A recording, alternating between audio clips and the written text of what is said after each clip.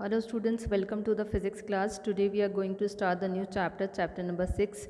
जैसा कि आपको स्क्रीन पे नज़र आ रहा है, चैप्टर का टाइटल है वर्क एनर्जी एंड पावर। मतलब बेसिकली हमें इस पूरे चैप्टर के अंदर वर्क एनर्जी एंड पावर की जो टर्म्स हैं उनका मतलब समझना है। The terms work energy and power are frequently used in the everyday language. हम इनको अपनी रोज़मर्रा की ज़िंदगी में इसको बहुत बार यूज़ करते हैं। जैसे अगर एक फार्मर जो है प्लफिंग कर रहा है खेत के अंदर, कोई भी कंस्ट्रक्शन वर्कर है अगर वो ब्रिक्स लेके जा रहा है, या कोई भी स्टूडेंट अगर कॉम्पिटिटिव एग्जाम्स की तैयारी कर रहा है, तो all are set to be working. हम नॉर्मल लाइफ में बोलते हैं कि वो काम कर रहे हैं, लेकिन फिजिक्स में जो वर्ड का मतलब वर्क का मतलब होता है वो एक डेफिनेट एंड प्रिसाइज मीनिंग होता है। हमने 8th क्लास के अंदर जो है डेफिनेशन पढ़ी थी, जो वर्क डन है वो फोर्स इनटू डिस्प्लेसमेंट के बराबर होता है। जब हम फोर्स लगाते हैं, कोई ऑब्जेक्ट अगर डिस्प्लेस होगा तो उसको हम वर्क डन कहते हैं। लेकिन अगर हमने फोर्स लगाया है और ऑब्जेक्ट डिस्प्लेस नहीं हो रहा है तो हम बोलते हैं there is no work done. Energy is thus our capacity to do work. Next term जो है हमारी एनर्जी है, तो एनर्जी जो है हमारी काम करने की कैपेसिटी होती है। फिज़िक्स के अंदर भी हम एनर्जी को इसी तरीके से यूज़ करते हैं, यानी कि वर्क और एनर्जी जो है आप एक दूसरे से इंटर रिलेटेड है। अगर एनर्जी होगी तो हम काम कर सकते हैं, वर्क डन होगा, और अगर एनर्जी नहीं होगी तो वर्क डन भी नहीं होगा। The word power is use, जो हमारी थर्ड टर्म है वो पावर है। The word power is use in everyday life with different shades of meaning. Power का भी अलग अलग मतलब होता है। जैसे अगर हम कराटे या बॉक्सिंग की बात करते हैं तो हम नॉर्मली बोलते हैं वो पावरफुल पंचेस हैं। और फिज़िक्स के अंदर भी जो है पावर का इसी तरीके से मीनिंग का यूज़ किया जाता है। मतलब जितना आपका काम और जो पावर की डेफिनेशन होती है the capacity of doing work, तो काम करने की जो कैपेसिटी है उसको हम पावर के फॉर्म में एक्सप्रेस करते हैं। सो बेसिकली हम ये कह सकते हैं कि इस चैप्टर का जो एम है is to develop an understanding of this 3 physical quantities. मतलब इस चैप्टर के अंदर हम वर्क, एनर्जी और पावर जो 3 फिजिकल क्वांटिटीज़ है उसका मतलब समझने वाले हैं। लेकिन आगे बढ़ने से पहले जो हमें सबसे पहला काम है वो हमें समझना है कि स्केलर प्रोडक्ट क्या होता है। तो अभी हम स्टार्ट करने वाले हैं स्केलर प्रोडक्ट से। जैसे हमारी फिजिकल क्वांटिटीज़ होती हैं डिस्प्लेसमेंट, वेलोसिटी, एक्सेलरेशन, फोर्स, ये सब वेक्टर्स हैं। और हमने इससे पहले वाले चैप्टर में हमने ये भी पढ़ा था कि वेक्टर्स को किस तरीके से ऐड या सबट्रैक्ट किया जाता है। लेकिन यहाँ पर हमें वेक्टर्स को क्या करना है, 2 वेक्टर्स हैं उसको मल्टीप्लाई करना है। और जब हम 2 वेक्टर्स को मल्टीप्लाई करते हैं तो उसके 2 मेथड्स होते हैं मल्टीप्लिकेशन के। जो फर्स्ट वे है, जो फर्स्ट तरीका है, उसको हम स्केलर प्रोडक्ट कहते हैं, यानी कि 2 हमारे पास वेक्टर्स होंगे और उसको जब हम मल्टीप्लाई करेंगे तो जो हमारा रिजल्ट आएगा वो एक स्केलर क्वांटिटी होता है, इसलिए इसको स्केलर प्रोडक्ट या डॉट प्रोडक्ट भी कहा जाता है। जो दूसरा तरीका होता है उसके अंदर हम 2 वेक्टर्स को मल्टीप्लाई करते हैं और हमें एक नया वेक्टर मिलता है, तो उसको हम वेक्टर प्रोडक्ट कहते हैं। अब अभी हमारा जो कंसंट्रेशन है वो स्केलर प्रोडक्ट पे है। तो नॉर्मली जो स्केलर प्रोडक्ट स्केल को समझने के लिए हमने सपोज मान लिया कि हमारे पास में जो है 2 वेक्टर्स हैं, एक वेक्टर ए है और दूसरा क्या है, बी वेक्टर है, और इसका हमें स्केलर प्रोडक्ट या डॉट प्रोडक्ट निकालना है। तो उसको हम किस तरीके से रिप्रेजेंट करते हैं, A vector dot B vector, this is equal to A B cos theta के बराबर होता है।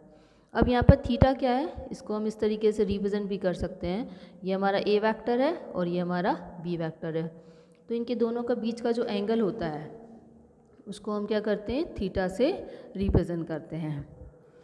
उसके बाद में हमें ये समझना है कि जो हमारा ये रिप्रेजेंटेशन है इसको हम थोड़ा सा चेंज करके लिख सकते हैं।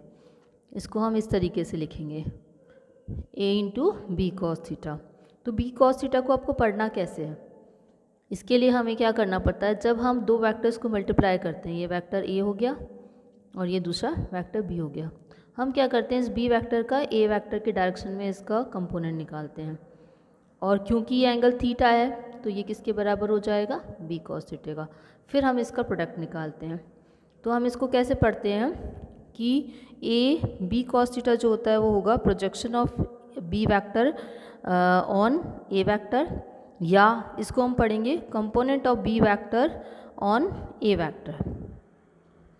अब हमारे पास में जो नेक्स्ट स्टेप है, हमें ये तो समझ में आ गया कि 2 वेक्टर क्वांटिटीज़ को अगर हमने मल्टीप्लाई किया और रिजल्ट अगर हमारा एक वेक्टर क्वांटिटी आता है तो हम इसको स्केलर प्रोडक्ट कहते हैं।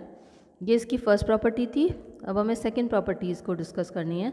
सेकंड प्रॉपर्टी में क्या होता है, कि हमारे पास में अगर हमने ए वेक्टर को बी वेक्टर से मल्टीप्लाई किया है या बी वेक्टर को ए वेक्टर से मल्टीप्लाई करा है तो रिज़ल्ट हमारा सेम आता है, यानी कि जो हमारा स्केलर प्रोडक्ट है या जो डॉट प्रोडक्ट है वो क्यूमुलेटिव प्रॉपर्टी को फॉलो कर रहा है। इसको हम इस तरीके से समझ सकते हैं, जैसे अभी हमने इसको रिप्रेजेंट किया था, तो ये हमारा ए हो गया, ये हमारा बी हो गया। अब हम क्या करेंगे, ए का कंपोनेंट बी के डायरेक्शन में निकालेंगे और इनके बीच का एंगल कितना है, थीटा। तो ये किसके बराबर हो जाएगा, ए कॉस थीटा के। तो बेसिकली हमारा रिज़ल्ट अगर हम b इंटू ए करेंगे तो ये किसके बराबर हो जाएगा, b into A cos theta का। तो finally this is equal to A B cos theta. तो अब हमने प्रूव भी कर दिया कि जो स्केलर प्रोडक्ट होता है वो क्यूमुलेटिव प्रॉपर्टी को फॉलो करता है। नेक्स्ट जो इसकी प्रॉपर्टी होती है, जो इसकी थर्ड प्रॉपर्टी है, थर्ड प्रॉपर्टी होती है डिस्ट्रीब्यूटिव प्रॉपर्टी। मतलब हमारे पास में तीन वेक्टर्स हैं, A dot B plus C equal to A dot B dot plus A dot C dot. तो जो हमारा स्केलर प्रोडक्ट है वो डिस्ट्रीब्यूटिव प्रॉपर्टी को भी क्या करता है, फॉलो करता है। अब नेक्स्ट प्रॉपर्टी आती है, जैसे हम इससे पहले हम जानते हैं कि हमें 3 डायमेंशनल जब हमारा मोशन होता है तो उसके अंदर हमें डायरेक्शन बताने के लिए जो हमारी 3 एक्सिस है उसके लिए हम यूनिट वेक्टर्स का इस्तेमाल करते हैं।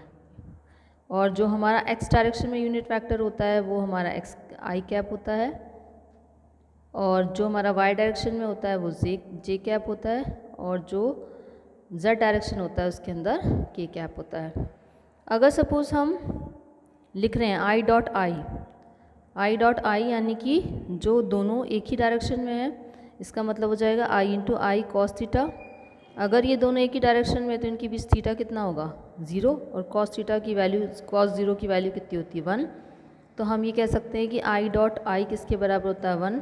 सिमिलरली जे डॉट जे किसके बराबर होगा, 1, और के डॉट के भी किसके बराबर होगा, 1। लेकिन हम आई डॉट जे निकालेंगे या जे डॉट के या के डॉट आई निकालते हैं तो हमारे पास में क्या रिजल्ट आने वाला है, वो हमारी प्रॉपर्टी हो जाएगी, that will be called as the fourth property.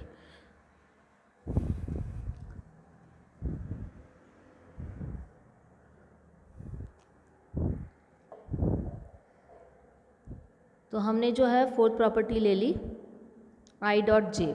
I dot J किसके बराबर होगा, आई जे कॉस, क्योंकि इन दोनों के बीच में एंगल कितना है, 90, और कॉस 90 किसके बराबर होता है, 0 के। तो आई डॉट जे जो है वो 0 के बराबर होगा। इसी तरीके जो जे डॉट के भी क्या होगा, 0 के बराबर होगा। के डॉट आई जो है वो भी किसके बराबर होगा, 0 के बराबर होगा।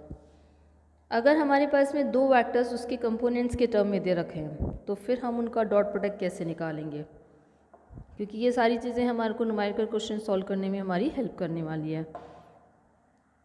जैसे अगर हमारे पास में एक ए वेक्टर है, इसको कंपोनेंट फॉर्म में हमें दे रखा है, एक्स डायरेक्शन में कंपोनेंट होता है ए एक्स, वाई डायरेक्शन में ए वाई, और जेड डायरेक्शन में होता है ए जेड।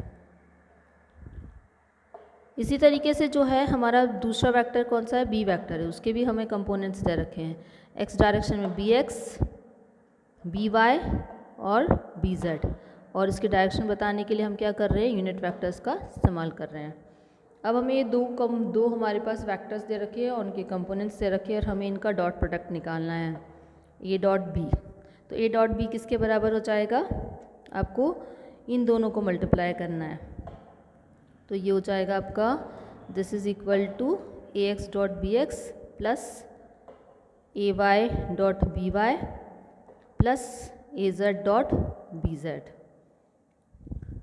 एंड ये एक इम्पॉर्टेंट फॉर्मूला है जो हमारे को बहुत सारे न्यूमेरिकल क्वेश्चंस में यूज़ करना पड़ता है। और दूसरा फॉर्मूला हमने देखा था कि ए डॉट बी जो है वो किसके बराबर होता है, ए बी कॉस थीटा को।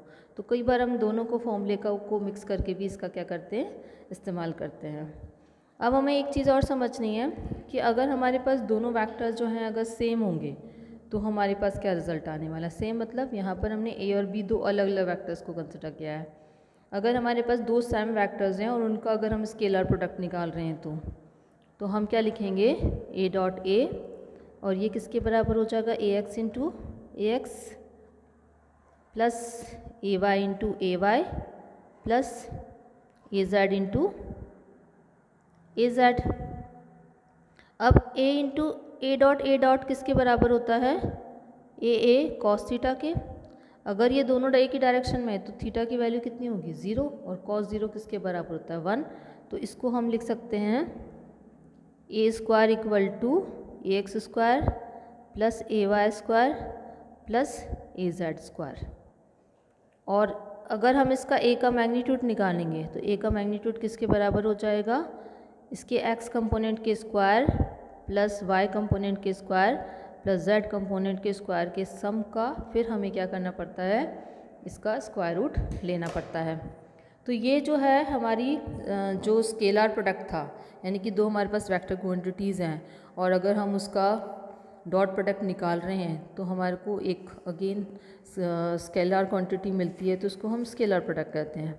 और इसी के बेसिस पे जो है अपना एग्जाम्पल नंबर जो है आप 6.1 जो है सॉल्व कर सकते हो। इसके बाद जो हमारा नेक्स्ट जो आ रही है वो हमारी वर्क एनर्जी थ्योरम है।